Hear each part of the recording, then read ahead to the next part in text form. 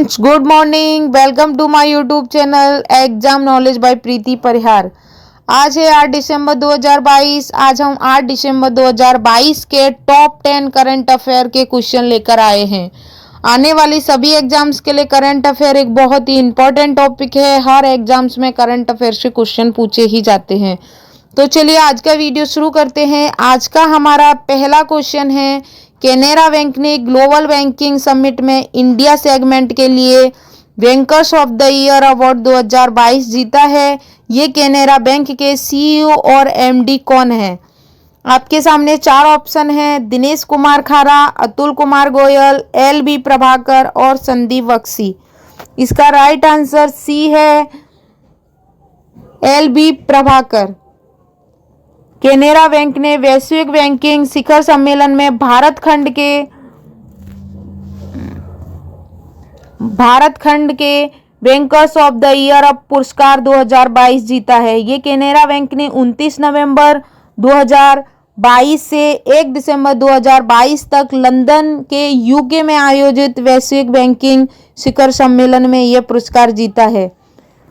कौन सा पुरस्कार है? पुरस्कार का नाम याद रखिएगा और ये कहाँ पर हुआ है और कब से कब तक हुआ है। ये सभी पॉइंट्स आपको याद रखने के हैं।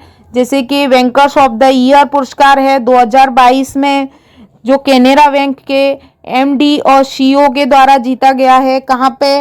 लंदन के यूके में आयोजित वैश्विक बैंकिंग शिखर सम्मेलन में। ये पिछले 12 महीनों में अपने संबंधित भौगोलिक क्षेत्रों में रिटर्न रणनीति, नवाचार, प्रौद्योगिकी और उत्पाद और सेवाएं प्रदान करने के लिए ये पुरस्कार दिया गया है।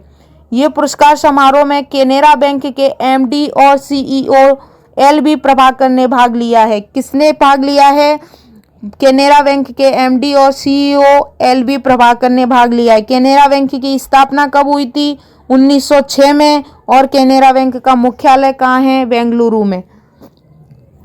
आई होप आपको सब अच्छे से समझ में आ गया होगा। एग्जाम के पॉइंट ऑफ व्यू से जितने भी क्वेश्चन बन सकते हैं वो सभी पॉइंट्स हमने डिस्कशन कर लिए हैं। चलिए नेक्स्ट क्वेश्चन देखते हैं। हाल ही में मिस्र के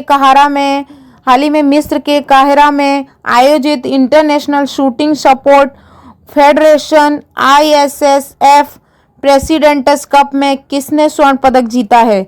रुद्राज पाटिल, मनु प्रभाकर, सौरभ चौधरी या अभिषेक वर्मा।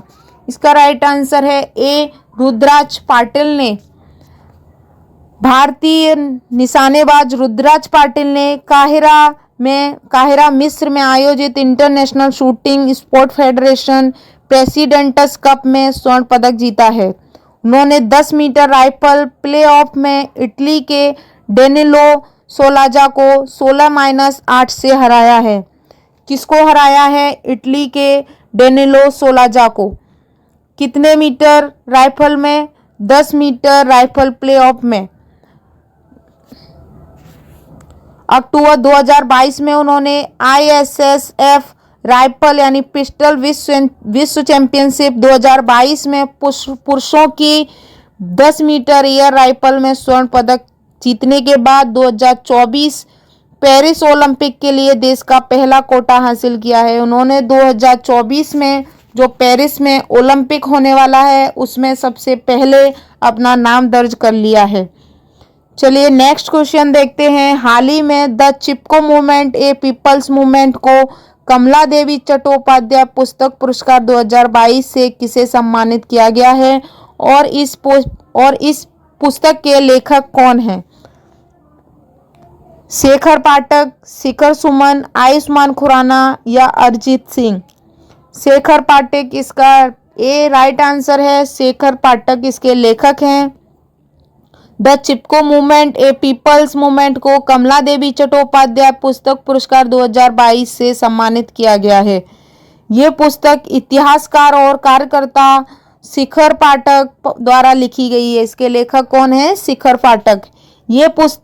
ये पुरस्कार किसी भी राष्ट्रीयता के लेखकों द्वारा समकालीन भारत और गैर फिक्शन के लिए दिया जाता है। इसमें 15 लाख का नगद पुरस्कार होता है। कमला देवी पुस्तक पुरस्कार 2018 में शुरू किया गया था।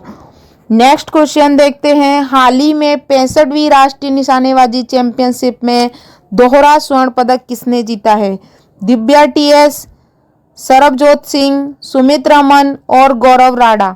इसका राइट आंसर है बी, सरबजोत सिंह ने 65वीं राष्ट्रीय निशानेबाजी चैंपियनशिप में दोहरा स्वर्ण पदक जीता है। हरियाणा के सरबजोत सिंह ने 65वीं राष्ट्रीय निशानेबाजी चैंपियनशिप में दोहरा स्वर्ण पदक जीता है। ये सरबजोत सिंह ने व्यक्तिगत मुकाबले के स्वर्ण पदक मैच में वायुसेना के गौरव राणा को 16-4 से हराकर सुमित रमन और अनमोल जैन के साथ मिलकर इस स्पर्धा में टीम स्वर्ण पदक जीता है। चैंपियनशिप कहां पर हुई है? चैंपियनशिप एमपी में शूटिंग एकेडमी रेंज भोपाल में हो रही है। चलिए नेक्स्ट क्वेश्चन देखते हैं, हाल ही में आरबीआई ने जमा के आकार के आधार पर शहरी सहकारी बैंकों के लिए कितने स्तरों में नियामक ढांचे को अपनाने की घोषणा की है? 2, 3, 4 या 5? इसका राइट आंसर है 4। उनकी वित्तीय सुदृढ़ता को मजबूत करने के उद्देश्य से आरबीआई ने जमा के आकार के आधार पर शहरी सहकारी बैंकों के लिए 4 स्तरीय नियामक ढांचे को अपनाने की घोषणा की है। एनएस विश्वनाथन की अध्यक्षता वाली एक विशेषज्ञ समिति ने अन्य सुझावों के साथ बैंकों की जमा राशियों के आकार पर उनके संचालन के क्षेत्र के आधार पर 4 स्तरीय नियामक ढांचे की सिफारिश की थी। नेक्स्ट क्वेश्चन देखते हैं, हाल ही में महाराष्ट्र को 5 विकेट से हराकर विजय हजारे ट्रॉफी किसने जीती है? कर्नाटक, सौराष्ट्र, तमिलनाडु या मुंबई? इसका राइट आंसर है बी, सौराष्ट्र, गुजरात के सौराष्ट्र।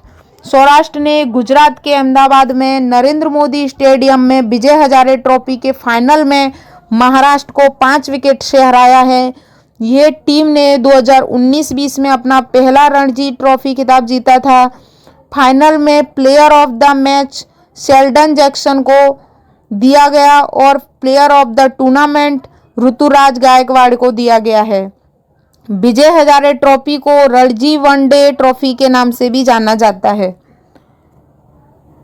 नेक्स्ट क्वेश्चन, भारत की कौन सी एजेंसी प्रतिबंधित पदार्थों के साथ दवाओं को सत्यापित करने के लिए एथलीटों की सहायता हेतु ऐप विकसित कर रही है?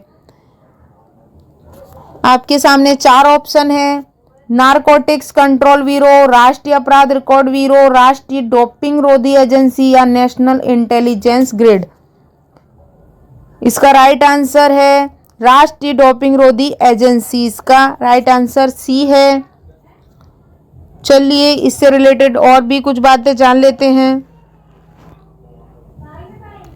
भारतीय राष्ट्रीय डोपिंग रोधी एजेंसी एनएडीए प्रतिबंधित पदार्थों वाली दवाओं को सत्यापित करने के लिए एथलीटों की सहायता के लिए ऐप विकसित कर रही है। यह राष्ट्रीय डोपिंग रोधी एजेंसी इंडिया 20 डोप नियंत्रण अधिकारियों को विकलांग एथलीटों के नमूने एकत्रित करने में विशेषज्ञता के लिए संवेदनशील बनाने की प्रक्रिया में है। ये राष्ट्रीय डोपिंग रोधी एजेंसी भारत में खेलों में डोपिंग नियंत्रण कार्यक्रम में समन्वय और निगरानी के लिए जिम्मेदार है। राइट आंसर देखते हैं और नेक्स्ट क्वेश्चन देखते हैं। टेस्ट क्रिकेट में 9वें सबसे ज़्यादा विकेट लेने वाले गेंदबाज बनने के लिए दक्षिण अफ्रीका के डेल स्टेन को किसने पीछे छोड़ दिया है? Kagiso, Mohammed Shami, Nathan Lyon या मार्क वुड? इसका राइट आंसर है नाथन लियोन ने। सी इसका राइट आंसर है। Australia spinner Nathan Lyon test cricket में 9वें सबसे ज़्यादा विकेट लेने वाले दक्षिण अफ्रीका के डेल स्टेन को पीछे छोड़ दिया है।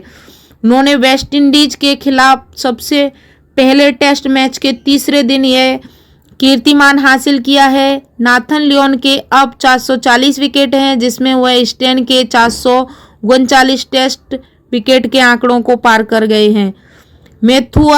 मैथिया मुरलीधरन के नाम टेस्ट क्रिकेट में 133 मैचों में 800 विकेट लेकर सर्वाधिक विकेट लेने का रिकॉर्ड किया है। नेक्स्ट क्वेश्चन है, हाल ही में वैली गिफोर्ड पुरस्कार का विजेता किसे नामित किया गया है?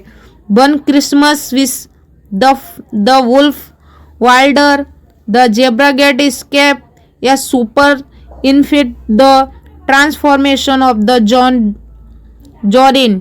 डी इसका राइट आंसर है, super infinite the transformation of the जॉर्डिन। नेक्स्ट, प्रसिद्ध ब्रिटिश लेखिका कैथरीन रूडेल की जीवनी सुपर डेनफिशिड द ट्रांसफॉर्मेशन ऑफ जॉन इन को बिली गिफोर्ड पुरस्कार का विजेता नामित किया गया है। बिली गिफोर्ड पुरस्कार वर्तमान मामलों, रणनीति और कला में किसी भी देश से अंग्रेजी भाषा की किताबों को मान्यता देता है।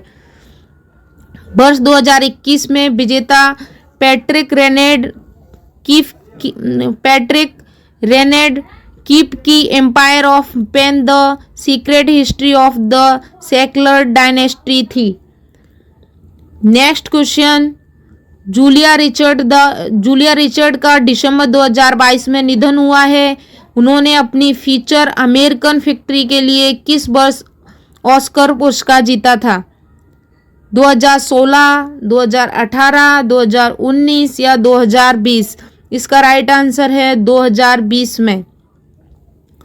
वयोवृद्ध वित्त चित्र और ऑस्कर पुरस्कार विजेता जूलिया रिचर्ड का दिसंबर 2022 को 76 वर्ष की उम्र में निधन हो गया है। उन्होंने अपनी फीचर अमेरिकन फैक्ट्री के लिए 2022 में ऑस्कर पुरस्कार जीता है। जूलिया रिचर्ड ने फिल्म निर्माता होने के अलावा राइट स्टेट यूनिवर्सिटी में फिल्म निर्माण सिखाने में 28 साल बिताए हैं। उन्होंने 1984 से 2010 में 2 ऑस्कर नामांकन प्राप्त किए हैं। आज का वीडियो यहीं समाप्त होता है। वीडियो आपको कैसा लगा कमेंट करके ज़रूर बताइएगा। और अभी तक अगर आपने मेरे चैनल को सब्सक्राइब नहीं किया है तो चैनल को भी सब्सक्राइब कर लीजिएगा। जय हिंद, जय भारत।